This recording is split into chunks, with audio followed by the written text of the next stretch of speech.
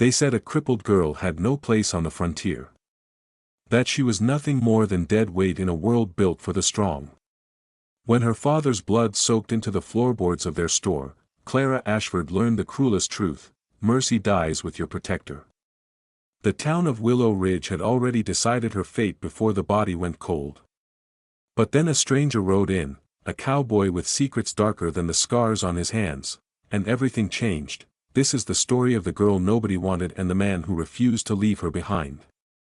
But when his past catches up with them, when a killer comes hunting for blood, Clara will have to decide: fight for a town that never wanted her, or choose freedom with a man haunted by murder. If you're watching from anywhere in the world, drop your city in the comments below.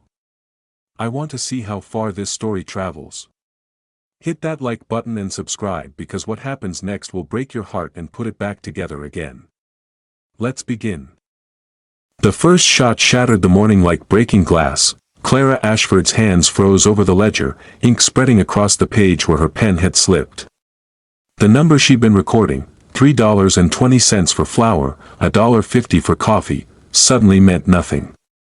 Her father's voice, steady and calm just moments before, cut off mid-sentence. Then came the second shot. "Papa," the word caught in her throat. She was in the back room of Ashford's general store, surrounded by crates of supplies and the familiar smell of tobacco and dried beans. The wooden crutches leaning against her chair were within reach, but her legs, twisted and scarred from the riding accident that had nearly killed her at 15, wouldn't move fast enough. "They never did. Give us the money, old man." A voice she didn't recognize, rough as gravel, echoed from the front of the store. "There's nothing here worth dying for," her father said, and Clara heard something she'd never heard before in Henry Ashford's voice: fear. Not for himself. Her father had never been afraid for himself. This was the fear of a man who knew his daughter was 20 feet away, helpless, listening. Clara grabbed the crutches and pulled herself upright, her heart hammering so hard she could feel it in her throat. The back room door was partially open, just enough for her to see shadows moving in the morning light that streamed through the store's front windows. "We know you keep the week's take in that strongbox," a different voice said, younger. "We've been watching." Clara pressed herself against the doorframe. Through the gap, she could see her father standing behind the counter, his weathered hands raised to shoulder height. He was 62 years old, with silver hair and the kind of lined face that came from decades of honest work in mountain sun. Two men stood facing him, both with bandanas covering the lower halves of their faces. One held a revolver pointed directly at her father's chest. "Please," Henry said quietly. "Just take what you want and go." The man with the gun laughed, but there was no humor in it. "That's exactly what we're going to do." The gunshot was so loud in the enclosed space that Clara screamed. Her father staggered backward, his hand going to his chest. Red bloomed across his shirt, spreading like spilled wine. He hit the shelf behind him and knocked over a display of canned goods. Tin cans clattered to the floor, rolling in every direction. "Papa." Clara shoved the door open and lurched into the main room, her crutches skidding on the wooden floor. Both outlaws spun toward her. For a frozen moment, they all stared at each other, the crippled girl in the doorway, the two killers caught in the act. Henry Ashford, still on his feet despite the blood soaking his shirt, lurched toward the counter. "Run, Clara. Run!" But running was the one thing Clara Ashford could not do. The gunman raised his weapon again, this time pointing it at her. She saw his finger tighten on the trigger, saw the moment when he decided she wasn't worth the bullet, and then he shifted his aim back to her father. No, the second shot took Henry Ashford in the throat. He went down hard, his body crumpling behind the counter like a puppet with cut strings. The sound he made, a wet, choking gurgle, would haunt Clara for the rest of her life. The two outlaws grabbed the strongbox and ran. Clara half fell, half crawled to her father's side. Blood was everywhere, hot and sticky, soaking into the sawdust that covered the floor. She pressed her hands to his chest, to his throat, anywhere she could reach, trying desperately to stop the bleeding. "Papa, hold on. Hold on, please. I'll get help, but Henry Ashford's eyes were already glazing over. His hand, slippery with blood, found hers and squeezed once, weakly. His lips moved, forming words she couldn't hear. What? Papa, what? Clara leaned closer, her tears falling on his face. Love you. The words were barely a whisper, more breath than sound.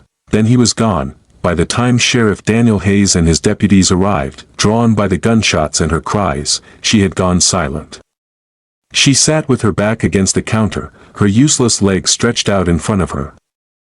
Her father's body cradled in her lap. The funeral was held 2 days later, on a gray morning that threatened rain. Half the town turned out, not because they'd been particularly close to Henry Ashford, but because death on the frontier was a communal affair. Clara sat in the front pew of the small church, her crutches leaning beside her. Around her, the townspeople sang hymns and listened to Pastor Williams deliver platitudes about eternal rest and heavenly reward. Clara didn't hear any of it. What she heard were the whispers. Poor thing. What will she do now? She can't run the store by herself. Not in her condition. Someone will have to take care of her. But who? After the service, they processed to the cemetery on the hill overlooking town. As the coffin was lowered into the earth, Clara heard more whispers. She'll have to sell the store, of course. The bank will foreclose. Mark my words. Then Victor Brennan approached.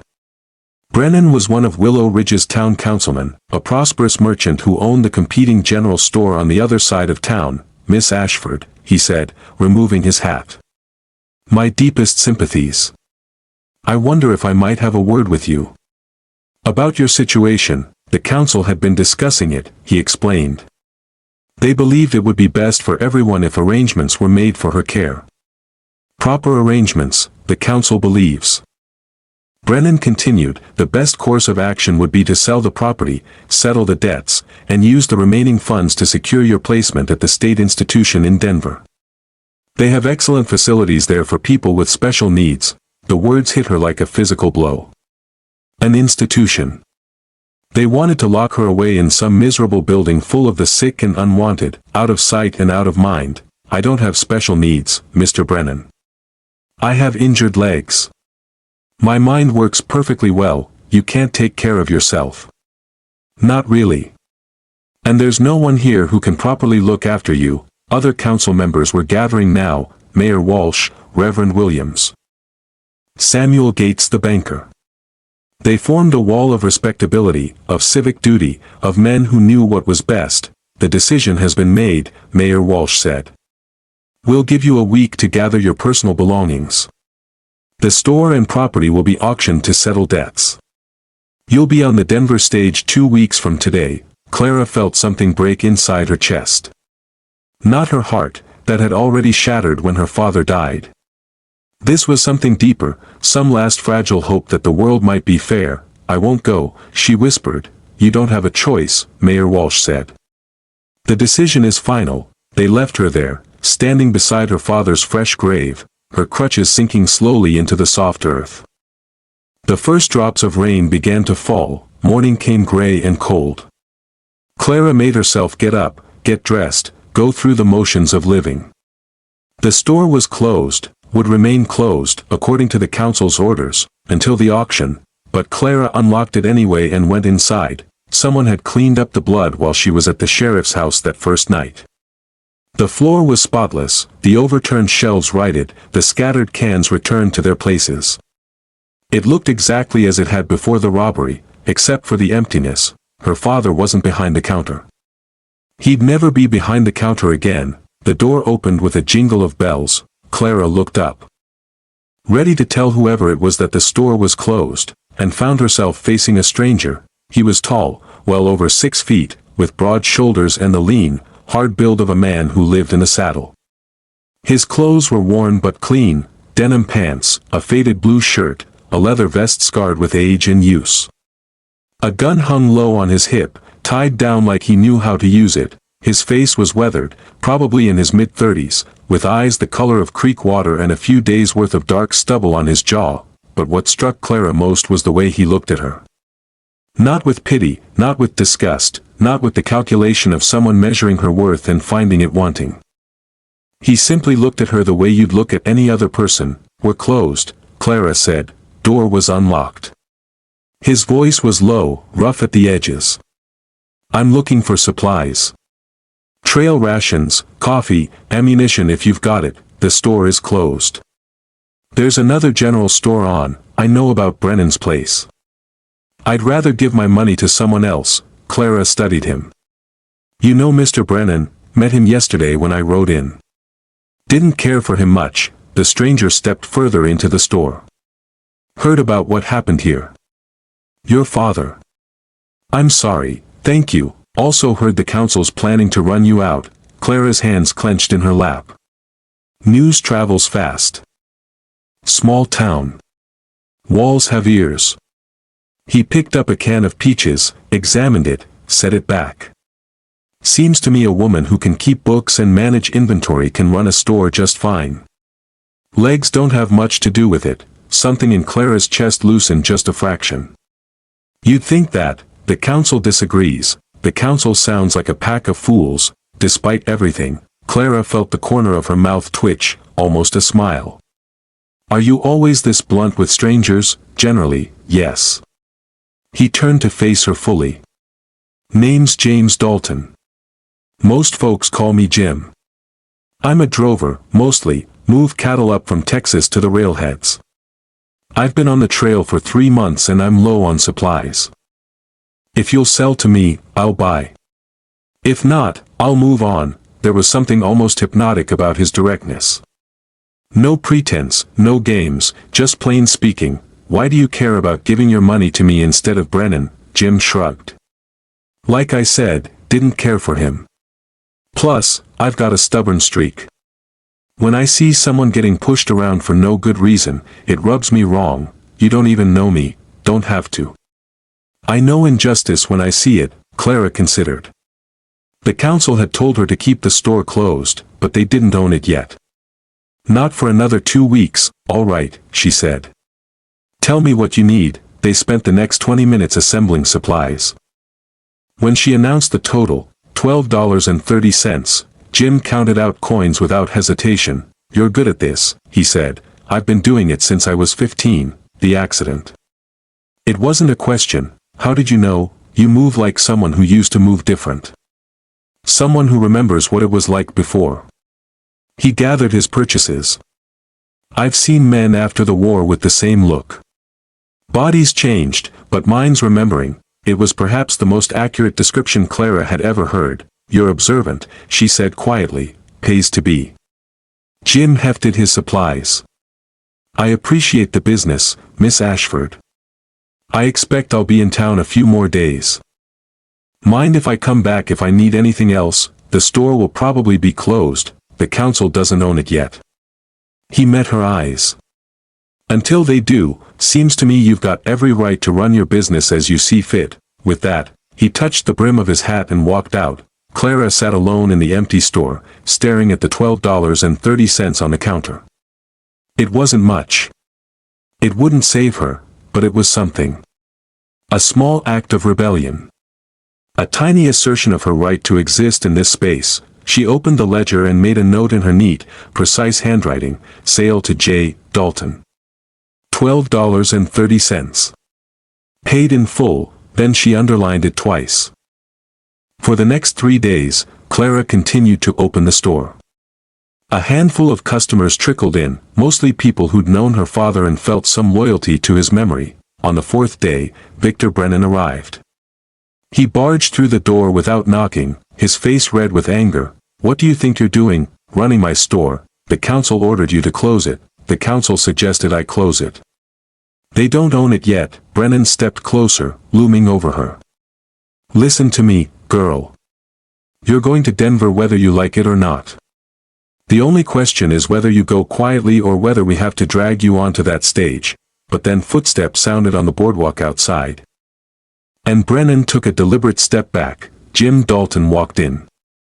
He took in the scene, Brennan standing over Clara, her white-knuckled grip on her crutches, the tension crackling in the air, and his expression went very still. "There a problem here?" he asked mildly. "This is none of your concern, Drifter," Brennan snapped. "Seems like it might be, seeing as how I'm a customer." Jim moved to stand beside Clara. "Miss Ashford, you all right?" "I'm fine," Clara said, though her voice shook slightly. Jim looked at Brennan. Then maybe you should leave. Stores open for business, not for harassment. The two men stared at each other. It wasn't a fair match, and everyone in the room knew it. Brennan backed down first. This isn't over, he said to Clara. 2 weeks. That's all you've got, he stormed out. Thank you, Clara said to Jim. You didn't have to do that. Yes, I did. He studied her with those calm creekwater eyes. I meant what I said before. This is an injustice. Jim straightened. What if I told the council I'm your business partner? Clara stared at him. What, your business partner? We've been working together for months. I've been the one doing the heavy lifting, moving inventory, making deliveries. You've been managing the books and the finances. Together, we run this place. That's a lie, that's a strategy. He smiled slightly. You think the council's playing fair? They're not. So why would you do this? She asked. You don't know me. This isn't your fight. Jim was quiet for a moment. Let's just say I know what it's like to be judged for things outside your control. And I know what it's like when no one stands up for you. I'm standing up for you, Miss Ashford. Question is, will you let me? Maybe that's why she said yes. All right, Clara whispered. Partners. Now, let's go talk to the council. The town council met in the back room of Mayor Walsh's hotel. When Clara and Jim walked in, the conversation died. Miss Ashford. This is a closed meeting, I'm aware. But you're discussing my property, so I have a right to be here. Clara moved to the table, Jim at her side. I'm here to inform you that the store will not be sold. I'll be keeping it and continuing to operate it. Victor Brennan laughed outright. We've been over this. You can't, she can, Jim interrupted. Because she's not doing it alone. I'm James Dalton, Miss Ashford's business partner. I've been working with Henry Ashford for the past 6 months, helping with deliveries, inventory, and the physical demands of running a frontier store. The silence that followed was profound. Business partner? We've never heard of you. That's because Henry preferred to keep the arrangement quiet. He was a private man. Jim's tone was perfectly reasonable.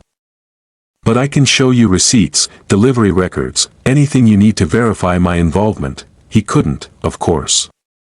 But the council didn't know that. Samuel Gates, the banker, leaned forward. Even if this is true, and I have serious doubts, it doesn't change the fundamental problem. A woman can't run a business. Partner or no partner, why not? Jim asked. Miss Ashford has injured legs. Her mind is sharp, her skills are solid, and she's been managing that store's books for 9 years. Mayor Walsh was studying Jim with new eyes. This wasn't some drifter they could intimidate and send packing. What exactly is your stake in all this, Mr. Dalton? I'm a minority partner. 20% of the business in exchange for my labor and expertise. Miss Ashford retains majority ownership and final say on all decisions. It was a reasonable arrangement. More importantly, it was just plausible enough to give the council pause. We'll need to see documentation, Samuel Gates said. Of course, Jim said smoothly. We'll have everything drawn up by the end of the week. The council members exchanged glances. They'd been outmaneuvered. Finally, Mayor Walsh nodded. Very well. We'll postpone the auction pending review of the partnership documentation. You have 1 week, Miss Ashford. It wasn't a victory. But it was a reprieve. The week that followed was the hardest work Clara had ever done. She and Jim met every morning before dawn in the store's back room, surrounded by ledgers, receipts, and blank partnership agreements. The documents had to look authentic. Which meant building a paper trail that stretched back 6 months, falsifying delivery records, creating payment receipts, forging her father's signature on documents that had never existed. Clara's hands cramped from writing. Her conscience from lying, but every time doubt crept in, she remembered Victor Brennan's face. The council's casual dismissal of her humanity, and she kept writing. This one needs to be dated March 15th, Jim said. Make it for 200 pounds of grain. Clara dipped her pen in ink. You know this is fraud, you know what they're doing is theft. Sometimes you fight fire with fire. He glanced at her. You having second thoughts, every minute. She began writing. But I'm doing it anyway, Jim smiled slightly. That's courage, Miss Ashford. Real courage isn't the absence of fear. It's being terrified and doing the thing anyway. Where'd you learn that? Some cowboy philosophy, the war. His smile faded. I was 17 when I enlisted. Spent 3 years being scared out of my mind and pretending I wasn't. It was the most personal thing he'd shared since they'd met. Which side, she asked quietly, does it matter anymore? We all lost. He shook himself. Come on. We've got 20 more documents to forge before sunrise. By the 4th day, they had everything they needed. Partnership agreement signed and dated. Financial records showing Jim's investment. Letters of reference from ranchers in Texas who'd never heard of him. It was a masterpiece of deception. Thorough enough to withstand casual scrutiny. Fragile enough to crumble under serious investigation. Think it'll work? Clara asked. Jim shrugged. Depends on how hard they look. He paused. And if they find the holes, then we're both in trouble. Fraud, forgery, conspiracy. Could mean jail time. He met her eyes. I'm willing to take that risk. Question is, are you? Clara thought about the institution in Denver. About her father's blood. About the promise she'd made standing over his grave. Yes, she said. I'm willing, but as they headed for the door, Clara noticed something she'd missed before. Jim's gun belt was cinched tight. His coat was unbuttoned despite the morning chill. His eyes kept flicking to the windows, the door, the shadows. What's wrong? She asked. Probably nothing. You're a terrible liar, Mr. Dalton. What's wrong? He hesitated. I saw someone yesterday. Man I knew from before. He didn't see me, or at least I don't think he did. But if he's in town, others might be too, others who want to hurt you, others who want me dead, more specifically. Jim's tone was matter-of-fact. I've got history, Miss Ashford. Bad history. And history has a way of catching up. Clara's stomach clenched. Should I be worried? Not yet. Maybe not ever. But his hand rested on his gun. Come on. Let's get this over with. They walked to the mayor's hotel. The council was waiting. Jim placed the portfolio on the table and opened it. Everything you requested. Partnership agreements, financial records, letters of reference, proof of investment. It's all there. The banker examined them with meticulous attention. Finally, he looked up. These appear to be in order. Victor Brennan snatched the papers. He read through everything twice, his scowl deepening. This letter of reference. He said. It's from the R Ranch in Texas, dated last September. The R Ranch burned down 2 years ago. Everyone in the cattle business knows that. Clara's heart stopped, but Jim didn't even blink. The ranch burned. The owner, Richard Reynolds, didn't. He's been running cattle out of his brother's place since then. Still uses the R brand. Jim paused. You want to send a telegram to verify? Be my guest. It was a bluff. But Jim delivered it with such perfect confidence that even Clara almost believed him. Brennan's mouth opened. Closed. Uncertainty flickered across his features. I'll send the telegram, Brennan said finally. If there's even one discrepancy. I'll have both of you arrested. Fair enough, Jim said. While you're at it, maybe you should verify your own financial records. I hear there's some question about those mining claims you bought last year. The room went very still. What are you implying? Brennan's voice was dangerously soft, not implying anything. Just making conversation. Jim's smile didn't reach his eyes. Funny how people who live in glass houses are always the first to throw stones. Mayor Walsh cleared his throat loudly. Gentlemen, please, he looked at Clara. This partnership changes things. If Mr. Dalton is indeed a legitimate business partner, the council has no legal grounds to force a sale. So the auction is cancelled? Clara asked, postponed. Pending verification of Mr. Dalton's credentials, it was more than she'd had a week ago. As they walked out, Jim said quietly, "That was close, too close. If Brennan sends that telegram, I didn't. I gambled." He looked at her. Whether Reynolds is still running cattle, whether he'd verify my story, all of that was pure guess. Clara stopped walking. "You mean if Brennan sends that telegram, we're finished, which is why we need to make sure he doesn't send it. Or if he does, that he gets the answer we need. How? I need to leave town for a few days. There's a telegraph office in Copper Springs. If I ride hard, I can make it there and back in 3 days. What are you going to do? Send a telegram to myself? From Richard Reynolds, verifying my employment." Jim's smile was humorless. "Then I'm going to bribe the telegraph operator to remember it. That's fraud, yes. Add it to the list." He straightened. "Can you hold things down here while I'm gone?" Clara thought about the store, about Victor Brennan's watchful eyes. "I don't have a choice, do I?" "There's always a choice." His voice softened. "But I don't think it's your choice." Not anymore. He was right. Somewhere in the past week, Clara had stopped being the helpless victim and become something else. "A fighter, go," she said. "I'll manage." Jim pulled his gun from its holster and held it out to her. "Take this, I don't know how to use it, point it at whatever you want dead and pull the trigger." That's the basics. Reluctantly, Clara accepted the gun. It was heavier than she'd expected, cold and solid in her hand. "I'll be back in 3 days, Jim said. "For at the most. If I'm not back, go to the sheriff. Tell him everything, what might be coming." Clara gripped his arm.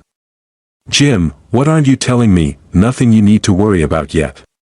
He gently removed her hand. "Just be careful. Trust your instincts.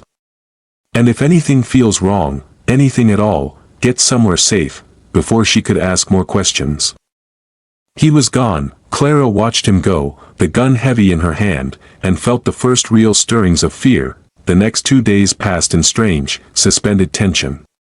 Clara opened the store each morning and closed it each evening. Mrs. Mei Lin came by, the elderly Chinese woman who ran the boarding house. She brought soup and bread and curious questions about Mr. Dalton. "He's a good man," Mrs. Lin said. "Quiet. Pays his rent on time. But troubled. We're all troubled, Mrs. Lin, some more than others." The old woman's gaze was sharp. "You be careful with that one, Miss Clara. He has the look of a man running from something." That night, Clara locked the store's doors and windows. Checked them twice, then carried Jim's gun upstairs. She set it on the nightstand within easy reach and lay in bed, staring at the ceiling. Sleep came in fits and starts, punctuated by dreams of her father's blood and shadowy figures at the window. On the morning of the 3rd day, Victor Brennan came calling. Clara was opening the store when his carriage pulled up. He climbed down and crossed the boardwalk with the confidence of a man who owned everything he surveyed. "Miss Ashford. Working alone, I see. Mr. Dalton is away on business." Clara kept her voice level. "Copper Springs. Interesting. I sent telegrams yesterday to all the references in Mr. Dalton's documentation. Haven't heard back yet.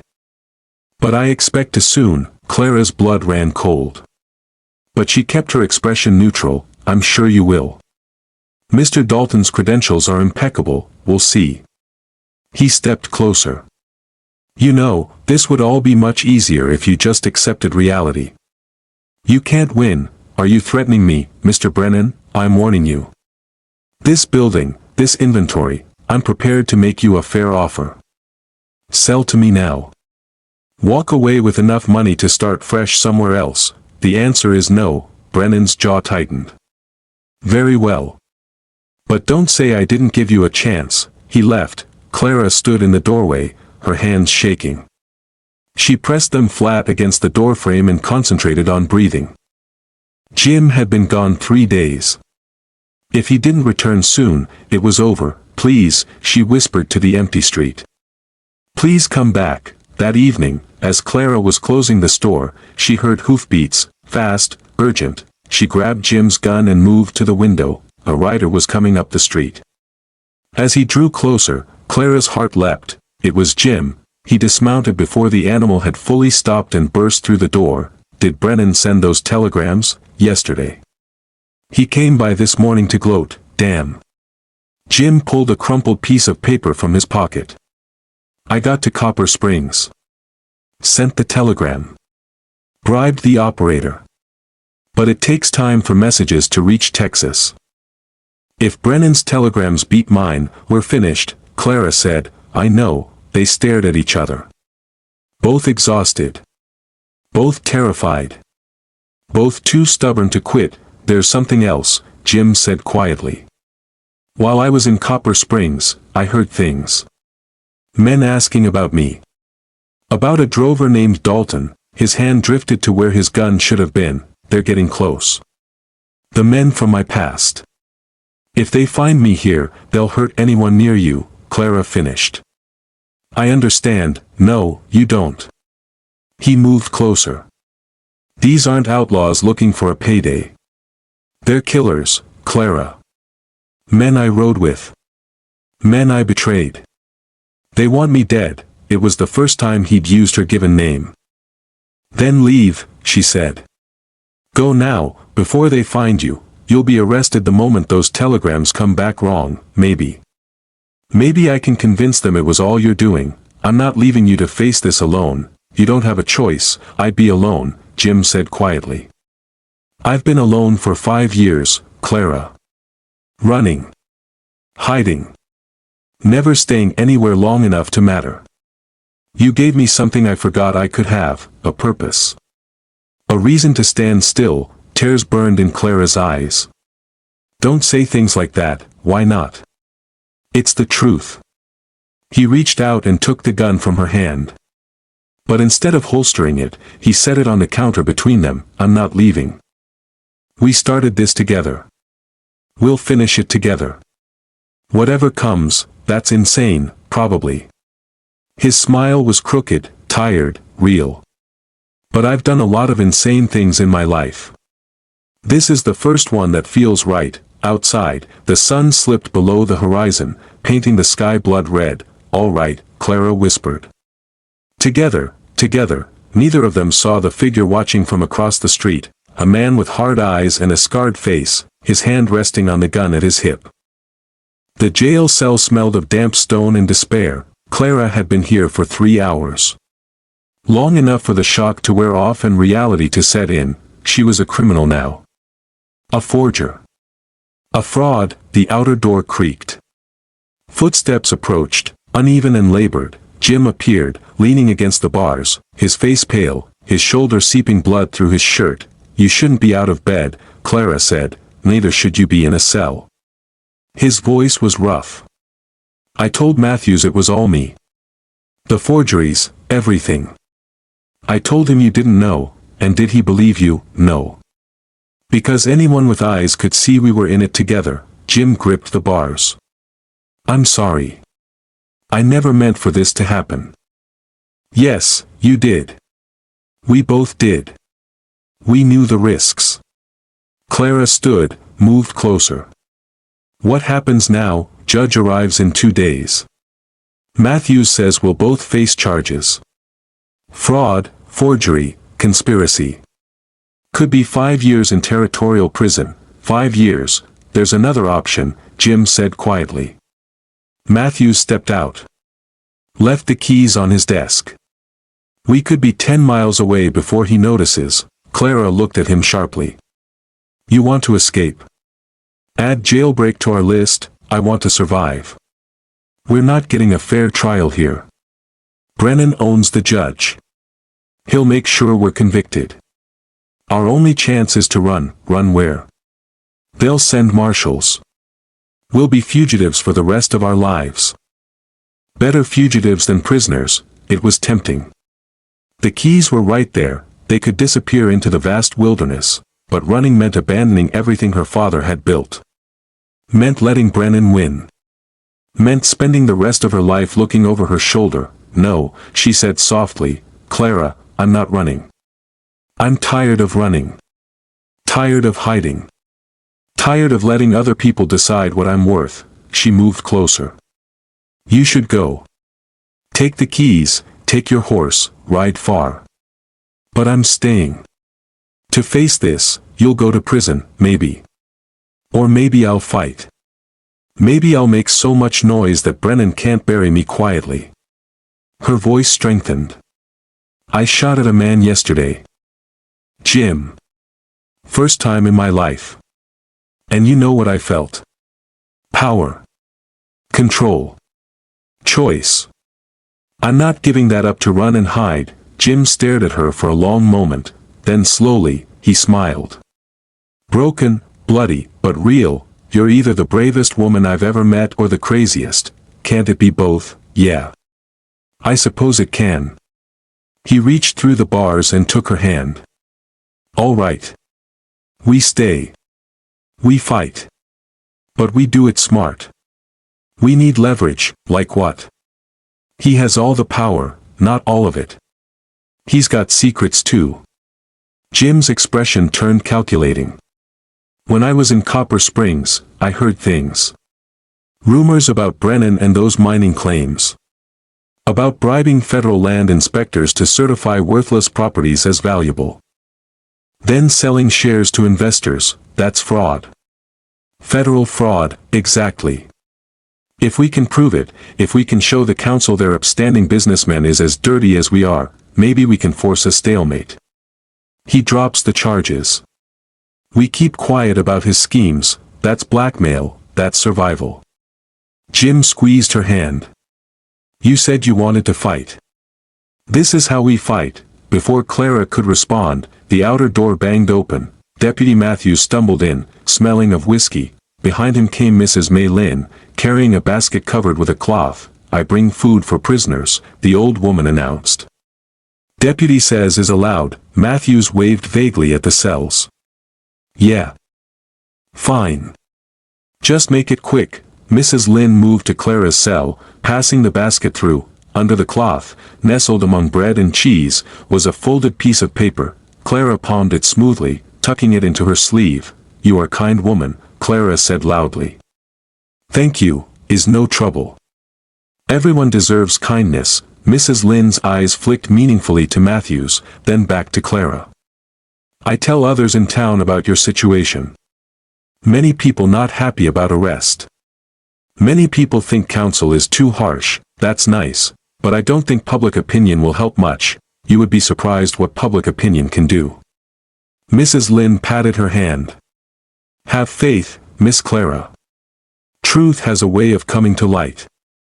After she left, Clara carefully unfolded the paper. It was a document, old and water-stained, but the words were clear. A contract between Victor Brennan and a federal land inspector named Horace Turnbull, dated 2 years prior. In exchange for $500, Turnbull had agreed to certify 3 mining claims as containing high-grade silver ore, despite evidence to the contrary. At the bottom was Brennan's signature, bold and undeniable. Clara looked up to find Jim watching. She turned the paper so he could see it through the bars. His eyes widened. Where did she get this? He whispered. I don't know. But it's exactly what we need. Clara's mind raced. If we give this to Mayor Walsh. Walsh might be in on it. Gates too. They could all be profiting. Jim thought for a moment. We need to go higher. Federal authorities. The territorial marshal, who won't arrive for weeks. We don't have weeks. They sat in frustrated silence, so close to having leverage but unable to use it. Then Clara remembered something. The telegraph. We can send a wire to the territorial capital. To the marshal's office. Tell them about the fraud. Matthews won't let us near the telegraph office, no. But Mrs. Lynn might. Clara moved to the bars, called out to Matthews. Mr. Matthews, I need to send a message to Mrs. Lynn. Thank her for the food. Would you mind taking a note to her boarding house? Matthews looked up blearily. I'm not your messenger service, please. She's been so kind. I want her to know I appreciate it. Maybe it was the whiskey. Or maybe Matthews wasn't as hard-hearted as his job required. He sighed and pulled out paper. Make it quick, Clara wrote carefully. Dear Mrs. Lynn, thank you for your kindness. The bread reminded me of my father's favorite meals.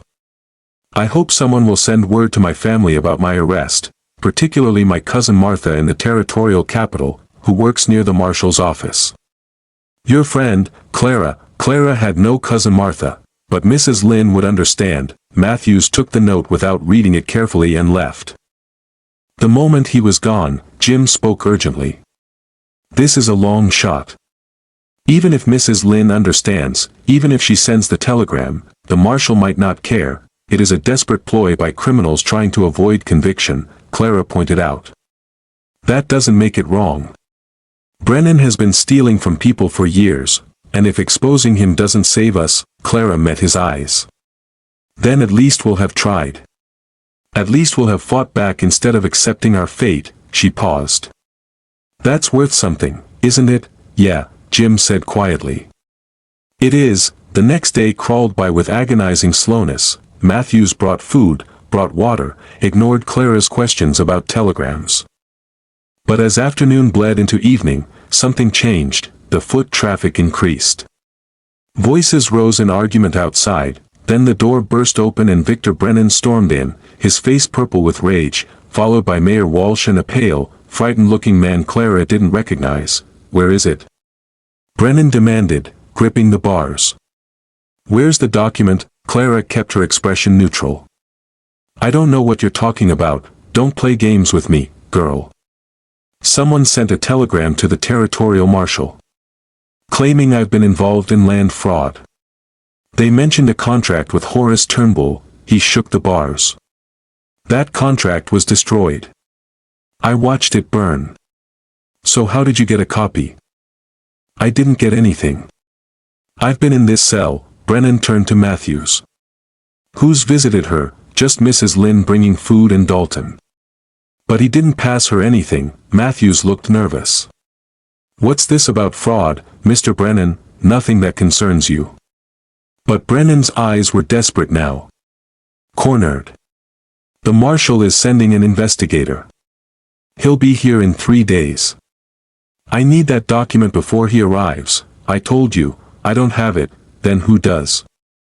Who's helping you? When Clara didn't answer, Brennan turned to Walsh. We need to move up the trial. Today. Right now. Get them convicted before the federal investigator arrives. If they're convicted felons, their testimony against me becomes worthless. We can't do that, Walsh protested. The judge isn't here. I don't care what it takes. These two need to be on a prison wagon before federal authorities start asking questions. Brennan's mask had completely crumbled. If that document surfaces, we're all finished. He spun on the pale man, Turnbull. Do you want to spend 10 years in federal prison? Maybe we should just give them what they want, Turnbull said nervously. Drop the charges. If that document surfaces, we're all finished. All of us. Clara felt a surge of hope. They were panicking. Which meant the telegram had worked. Now she just needed to keep Brennan off balance. You know what I think? Clara said. I think you're going to drop the charges against me and Jim. I think you're going to let us walk out of here. And you're going to leave us alone, because if you don't, that document goes to every newspaper between here and Washington. And your career ends in scandal and federal prison. You're bluffing. You don't have the document anymore, did I? Are you sure? Maybe I sent a copy. Maybe I have the original hidden somewhere safe. Clara smiled. Only one way to find out. Drop the charges. Leave us alone. And you never have to worry about it. Keep pushing, and I'll make sure everyone knows exactly what kind of man Victor Brennan really is. It was a complete bluff. The document was the only copy, and Mrs. Lynn had it, but Brennan didn't know that. And in his panic, he couldn't afford to take the risk. The silence stretched. Brennan's face went through several shades of red before settling on grayish pallor. Finally, he turned to Walsh. drop the charges. Let them go, Thomas, we can't just drop them. Brennan's voice cracked. Tell Matthews it was a misunderstanding. The documents were genuine after all. Whatever story you need to tell, tell it. But get them out of this jail and make this disappear. Walsh looked like he wanted to argue. But something in Brennan's eyes stopped him. He nodded slowly. Deputy Matthews. Release the prisoners. The charges have been reconsidered. Yes, sir. If you say so. The cell door swung open with a rusty squeal. Clara grabbed her crutches and stood, hardly believing it was real. Jim's cell opened next. And he emerged, moving slowly because of his injuries, but with his head held high. Brennan stepped close to Clara, his voice low and venomous. This isn't over. You think you've won, but all you've done is make an enemy, maybe, Clara said. But you'll do it from a distance. You'll never touch my store, never interfere with my business. Because the moment you do, that document goes public. She pushed past him, Jim at her side, and walked out of the jail into the dying light of day. The street was full of people. Mrs. Lynn, Doc Morrison, several shop owners, even some ranchers. They'd been waiting. When Clara emerged free, a cheer went up, not from everyone.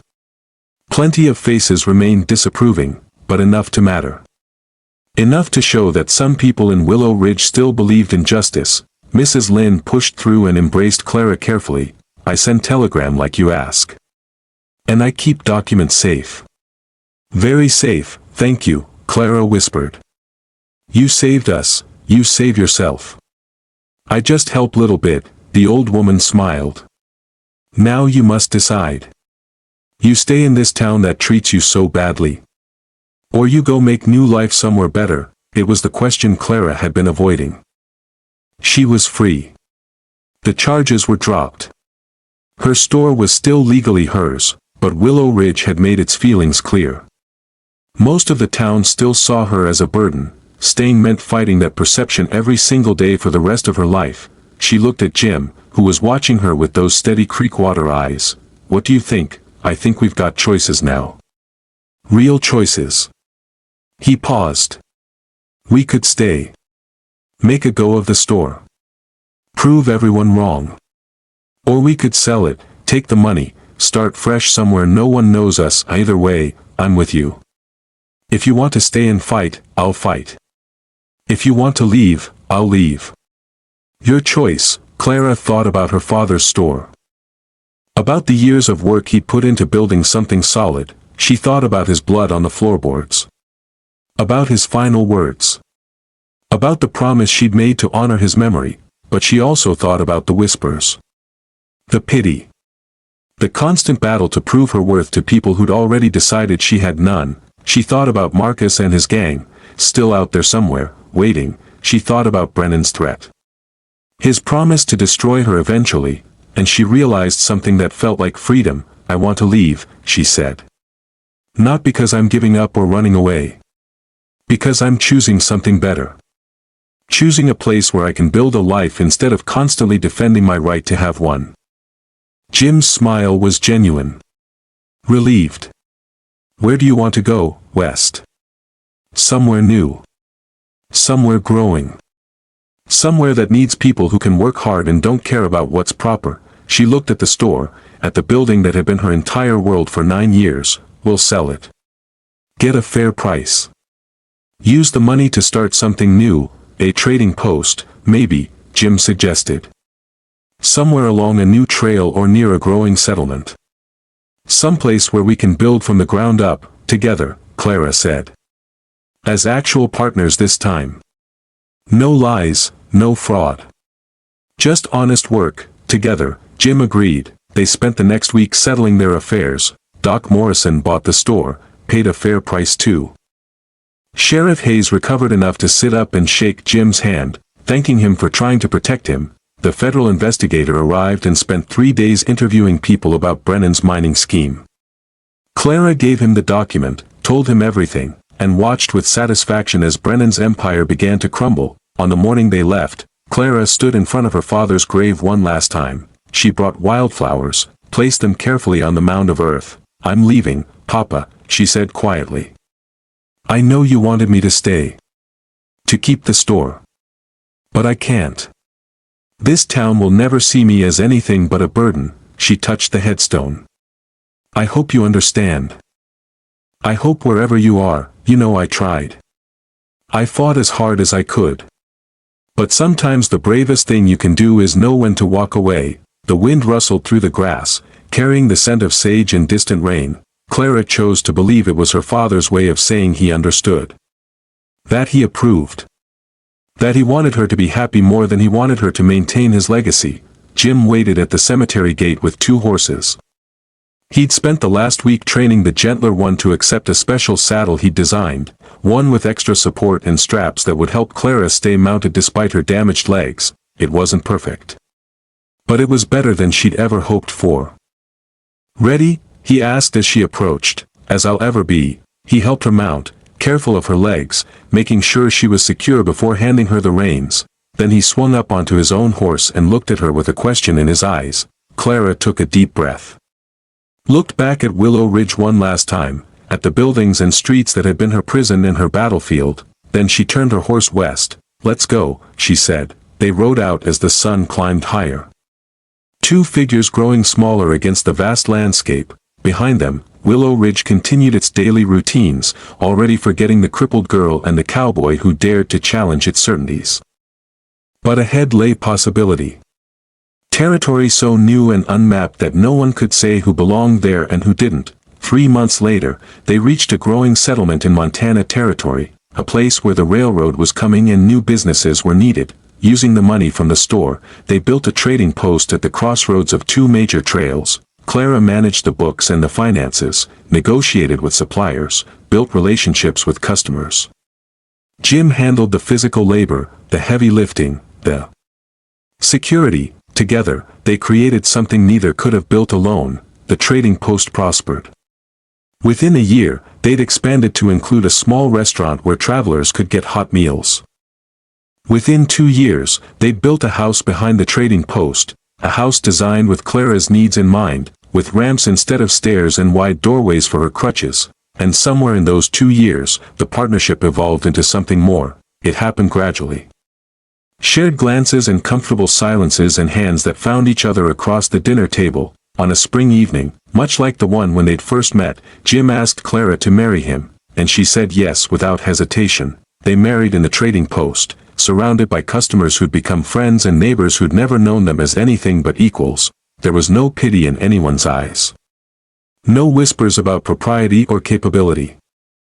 Just celebration of 2 people who'd found each other against impossible odds and refused to let the world's cruelty define their worth. Years passed. The trading post became a landmark, then a cornerstone of the growing town that built up around it. Clara and Jim raised 2 children, a daughter with her mother's determination and a son with his father's quiet strength. They taught their children that worth wasn't measured in straight spines or unblemished pasts, but in courage and kindness and the willingness to fight for what mattered. Marcus and his gang never found them. Either they'd given up the search or met their end somewhere on the lawless frontier. Clara preferred not to know. That chapter of their lives was closed, and she had no desire to reopen it. Sometimes, late at night when the children were asleep and the trading post was quiet, Clara would sit on the porch with Jim and watch the stars. On those nights, she'd think about her father. About Willow Ridge. About the girl she'd been who thought her broken legs defined her entire existence. "Do you ever regret it?" Jim asked one such night. Leaving everything behind, Clara considered the question. She thought about the store, about her father's grave, about the life she might have had if she'd stayed and fought. Then she looked at her home. Her family. Her thriving business. Her partner who'd become her husband. "No," she said. "I don't regret it at all. Because the girl nobody wanted became the woman who chose her own future. And that's worth more than any store or any town's approval." Jim took her hand, laced his fingers through hers. "I'm glad you chose me. I'm glad you stopped running long enough for me to catch you." They sat in comfortable silence. 2 people who'd been broken and discarded by the world they'd left behind, but who'd found redemption in building something new. The frontier was hard and unforgiving. But it was also honest. It didn't care about Clara's legs or Jim's past, it cared only about what they could create with their minds and their hands and their stubborn refusal to quit. In the distance, a coyote howled. The wind carried the scent of pine and possibility, and Clara Ashford Dalton, the crippled girl who'd become a woman of substance and strength, smiled in the darkness and knew she was exactly where she belonged, not because someone else had decided her worth, but because she'd claimed it herself, not because the world had made space for her, but because she'd carved out that space with her own two hands, not because someone had rescued her, but because she'd chosen to save herself, and ride forward anyway. But there was one final truth that needed telling. Years later, when Clara's daughter was 15, the same age Clara had been when her accident happened, the girl asked a question that had haunted Clara for decades. "Mama, how did you really fall off that horse?" They were in the kitchen of the trading post, making preserves for winter. Clara's hands, scarred from years of work, moved automatically through the familiar motions. "It was an accident," Clara said, as she always did. "I was young and reckless. The horse spooked." "That's not what Mrs. Lynn told me." Clara's hands stilled. "What did Mrs. Lynn say?" "She said that when she first met you in Willow Ridge, she recognized something in your story. Something familiar." Her daughter's eyes were serious, older than her years. "She said the way you never talked about the accident, the way you avoided certain questions, it reminded her of women she'd known who'd been hurt. Not by horses. By people." Clara set down the jar she'd been filling. Her hands were shaking. "Mrs. Lynn talks too much, is it true?" Her daughter moved closer. "Did someone hurt you? Was it really an accident?" For 19 years, Clara had kept the secret. Had told herself it didn't matter. The past was the past. The man responsible was far away, probably dead, but looking at her daughter, strong and confident and unafraid, Clara realized something. Silence protected the guilty. Truth protected the innocent. "It wasn't an accident," she said quietly. "I was 15. I was keeping books for my father's store, same as always. One afternoon, I looked out the window and saw Victor Brennan loading mining equipment into a wagon. Equipment that didn't match what he'd purchased." Clara's voice was steady now, telling a story she'd never told anyone. "Not even Jim." "I was curious. Young and stupid. So after the store closed, I rode out to the mining claims to see what he was doing. I found him with a federal inspector, Horace Turnbull. They were salting the mines. Planting evidence of silver or to make worthless claims look valuable. They saw me. I tried to ride away, but Brennan came after me in his wagon. He ran me off the road. My horse reared and threw me. I landed in a ravine." Her daughter's face had gone pale. "He tried to kill you. I don't know if he meant to kill me or just scare me. But when I couldn't get up. When he realized I couldn't walk, he left me there. If a rancher hadn't found me the next morning, I would have died." "Why didn't you tell anyone?" "Because I was 15 and terrified. Because Brennan was powerful and I was nobody. Because when I tried to tell my father what had really happened, he didn't believe me. He thought I was trying to avoid blame for being reckless." Clara wiped her eyes. "So I learned to keep my mouth shut. To survive. To make the best of what I had left. But when you went back to Willow Ridge as an adult," her daughter said slowly, "Brennan must have recognized you." "He did. That's why he was so determined to run me out of town. He thought if I got desperate enough, I might remember what I'd seen. Might talk." Clara smiled without humor. "He was right. I did remember. And I did talk to a federal investigator." "What happened to him?" "Federal prison. 10 years for fraud. He died there, from what I heard." "Turnbull too." Her daughter was quiet for a long time. Then, "I'm glad you told me. Not because I needed to know the details. But because," she struggled for words. "Because you spent so much of your life being defined by what happened to you. By what other people did to you. And you deserved better than that." Clara pulled her daughter into an embrace. "We all deserve better," she said. "That's why I'm telling you now. Because I don't want you to carry secrets that aren't yours to carry. I don't want you to protect people who hurt you. And I don't want you to ever believe that your worth depends on someone else's opinion." She pulled back, looked her daughter in the eye. "You are strong and capable and worthy, not despite what life throws at you, but because of how you choose to face it. Remember that." Her daughter nodded. And in that moment, Clara saw not just her own strength reflected back, but something more, a new generation. Unburdened by the lies and shame that had weighed Clara down. Free to build their own futures on a foundation of truth. That night, Clara told Jim the story too. All of it. Including the parts she'd hidden even from him. He listened in silence. When she finished, he simply held her. "I'm sorry," he said. "I'm sorry that happened to you. And I'm sorry you carried it alone for so long. I'm not alone anymore, no." "You're not." They sat together on the porch, watching the stars. Two people who'd found each other in the darkness and built a light that would outlast them both. And somewhere in the vast Montana sky, Clara imagined her father watching. Understanding, at last, why she'd fought so hard. Why she'd lied and forged and risked everything, not just to save his store, but to reclaim the life that had been stolen from her 19 years ago, to prove that Victor Brennan, and every man like him, didn't get the final word on her worth. She did, and she'd spoken it loud and clear. "I am here. I am worthy.